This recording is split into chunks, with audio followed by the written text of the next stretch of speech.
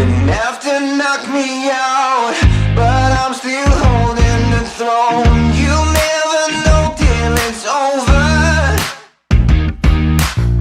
So pretty it hurts, just beware of a thorn. Hello YouTube, it's time for another one.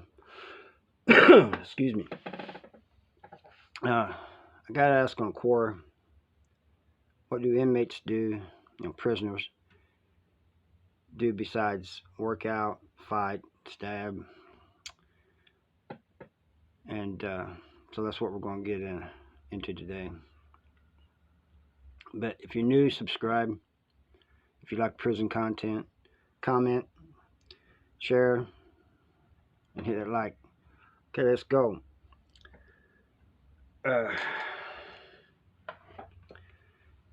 There's some people that don't.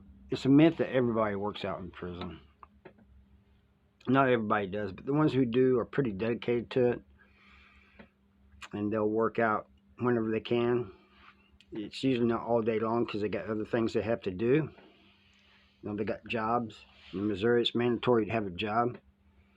And when you first get to a level 4 or 5 prison in Missouri, they'll put you in food service. It's mandatory. 90 days in food service. Yeah. They don't care if you know how to cook or not. They usually start you out on the line, serving line. But there are some that, there's been people I haven't even, that's been in the housing unit, and I didn't even know they was there because they stayed in all the time. And then they'd call a fire drill or something, and where we have to all go out in front of the housing unit. And I'd ask somebody, who's that guy, Say, oh, he's in my wing. Never seen him, So it's a myth that everybody works out. And it's a myth that, well, there are a lot of fights and stabbings, that I ain't gonna lie about that, but it's not like it's every day anymore. It used to be pretty common. Nowadays, there's stabbings and stuff, but it's not like it's every day, all day. I told you in the last video about fightings and stabbings over phones, but I'm sure that's not every day. I'm just going by what people are telling me that's in there now. If it is every day, that's really messed up. But there's so much to do, people take college courses. Now you have to do it. I took a college course in Farmington because they had a college there until they shut down the Pell Grant. But people now do it through correspondence if they can. When I was at the Walls, I was into leather. I'm still doing leather. But I got into that, and our products were put into the visiting room. They had the visiting room, and they had like this glassed off area where people who made things in hobbycraft could hang their stuff up and put their stuff out on display. So we did that. The visitors can come and look around. But there was there's just all kinds of things. Sometimes people have to take programs. My nose is almost itching. But some of them are mandatory, but some of them are volunteer. Then they got the dog program in Missouri, Puppies for Parole. This is where they take dogs from shelters, and the prisoners train them, and then they're adopted by people in the free world. And if you're interested in that, go look it up on Facebook. It's Puppies for Parole.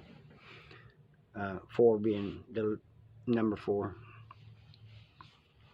But in the evenings, most people just like to sit back and watch TV.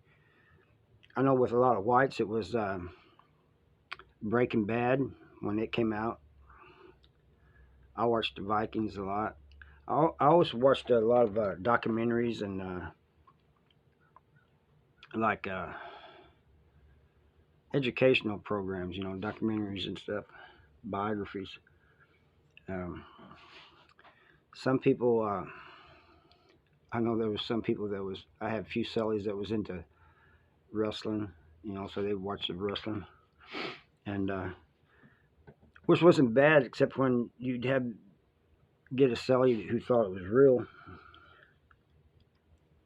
Uh,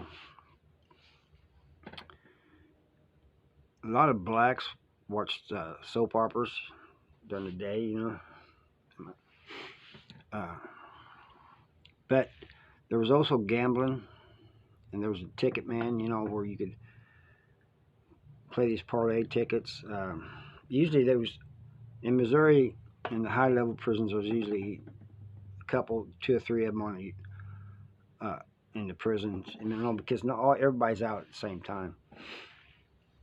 I know when I worked recreation, I had to sometimes I'd have to pass stuff for people, and unless I knew you, if I knew you, I probably wouldn't charge you. But if I didn't know you and you wanted me to pass something to another housing unit, you kick me down something, So then there's like poker. Some people played spades. There was dominoes. There was dice. Everything. They took dice out of prison, but people made dice. And there was sometimes you'd see people getting involved in they'd form these little D&D games and they'd make them up themselves. In the hole, people would play chess from one cell to another, and you'd hear them calling out the numbers, to the coordinates for the move they wanted to make, because they'd make their own chess boards and stuff. Each person would have a chess board, and then they'd yell out the number, and then that person would move and so on, So that was kind of interesting. But you'd be amazed at the things that prisoners can do when they set their minds to it. When I was at the Walls, we had this painter, Isaiah Jackson. He put his paintings out. He even sold them to some galleries.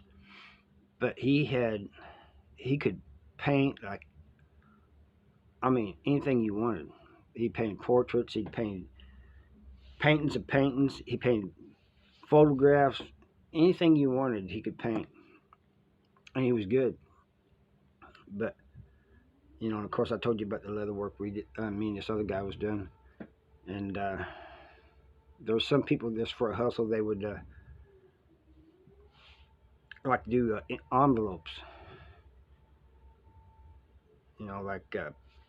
Draw them up real good, roses or whatever, and put wax on them. They'd look good.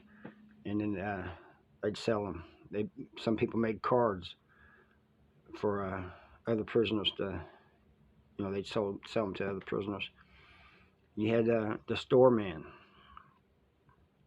He made money from loaning stuff out for interest. Well, that's how he made his money.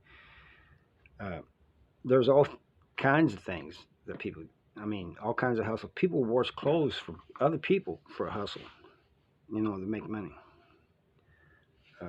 Because, the jobs in Missouri don't pay much, even if you're in the factory. But,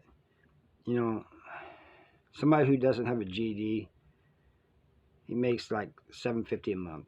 With a GED, you get $850 a month. That's just a state tip that they give everybody. You get a regular job, then you can make anywhere from 15 to 20, 30 dollars a month. Which isn't much. So people had to have a hustle. There's always things going on. It's not just working out and fighting and all this other crazy stuff. People, they're trying to survive in prison. They're trying to keep their weight on. You ain't gonna live off the food that's served in your chow. If you just ate that and you ate every meal which is in Missouri, supposed to be 2,000 calories a day. But I guarantee you ain't gonna eat everything on the tray. So you're gonna lose weight. So you have to do other things to um, make money, or you have to have people sending you in money. And not everybody has people sending them in money, so they have to do other things. Come up with a hustle. Tattoo man. If he's a good tattoo man, you know he knows what he's doing. He's gonna make a lot of money in prison. But probably not as much as the ticket man or some of these others. The drug man. I mean, he's all about making money too. But I would, if you're going to prison, I would stay away from the gambling, the drugs, and the store man. I mean, I've said this before, but those are three things I would stay away from if I was you. You're going to, once you get in that cycle with the store man, he's got you. You're going to continue to go back to him because every time you pay him, you're out of everything. So you go back to get more things from him, and it just continues. Gambling, you know, like poker or whatever, is it's gonna end bad. Sooner or later, it's gonna end bad. It always does. And I always stayed away from that type of thing. I stayed away from the drug man. I wouldn't want to spend all my money on the drug man. You know, I had money coming in and made a little money in the prison, but I wasn't spending it on the drug man. But I've seen people get in debt with the drug man, and it's all bad for them too. So you have to. Now Spades is a good way to pass time without worrying about too much of problems. I mean, once in a while you'll have somebody argue over spades, or dirty hearts, dominoes or whatever, you know. But they'll think you're cheating or whatever. But it's less of a problem than if you're gambling, you know, playing poker or whatever. And ticket man, I'd say you can go ahead and do that as long as you ain't putting in a lot of money. Well, there ain't tobacco in Missouri no more, but we used to put in like a bag of top, and you know, you get 10 back if you win, if you hit. I think people are putting in stamps now, but you can put in what you want. You can put in however much you want, but I mean, that's on you. I always put in just a little bit. You know, usually just the minimum.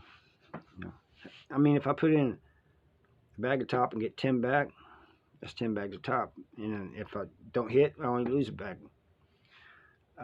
So anyway, the whole purpose of this was to tell you that it's not. There's more things going on than just working out and fighting and stabbings.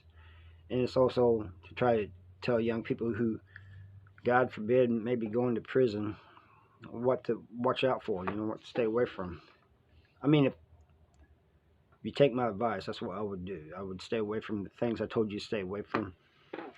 I mean, everybody, I've seen so many people think that they was a great poker player, and then it ends up being or losing everything. It doesn't matter how good you are.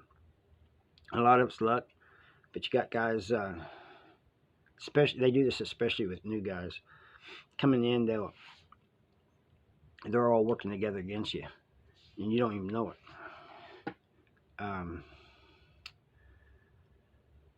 If you know how to tattoo when you go to prison, that would be a good thing for you to do.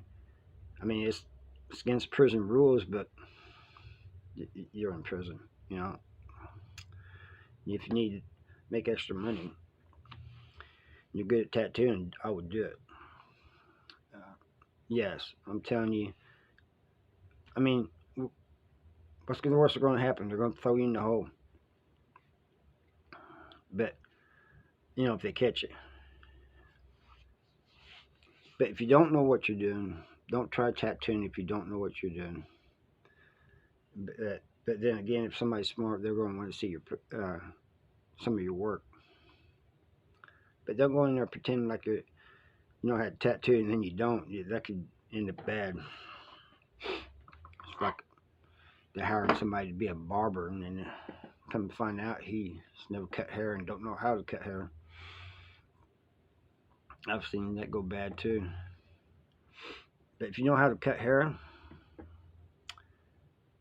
try to get a barber job, because not only are they getting paid by the prison, the people who cut you cut the hair for, they'll pay you. I always took up a bag of coffee and gave my barber man. I mean, but yeah, so he's getting paid. I think it's in Missouri. I'm not sure. I think he's $20 a month, and then he's getting coffee and other things from people who he cuts the hair for. I mean, I understand the guy's getting 20. He ain't making that much. $20 a month. Yeah, I'm gonna kick him down a bag of coffee if he does a good job.